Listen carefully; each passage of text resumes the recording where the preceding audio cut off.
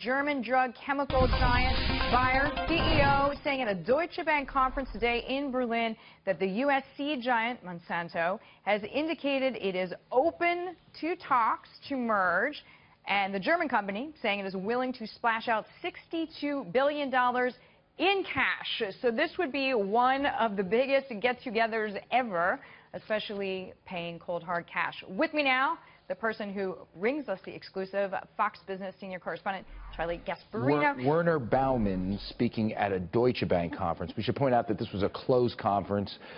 We spoke with attendees. We also received a Deutsche Bank private memo on his remarks, and what Baumann said was fascinating because, you know, lately there's been almost no news on this thing, right? The markets are discounting the deal as if it's not going to happen. Remember, Bayer put up $122 a share, I believe. It's a $60 billion deal.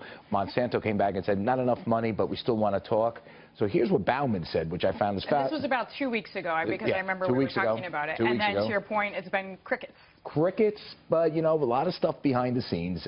Here's what we know. Baumann said that Bayer is open to continued and constructive discussions on the merger, obviously, and they're prepared to proceed immediately with due diligence and negotiations. Now, here's where the rubber met the road and what got people all jazzed up at this conference. He said talks will take place in private for now. So there are talks, he's saying, between the two, despite the fact that Monsanto rejected the bid. So they're actually rejected the bid, but I want to ask you, I mean, how likely is this to go through at all? Because a lot of times the U.S. government balks when a foreign company... It's not just the U.S. government, it's EU. Right. So now here's what he said, and it answers your question.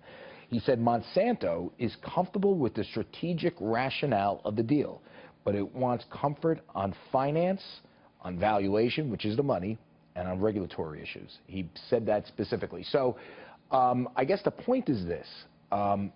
There are talks going on right now.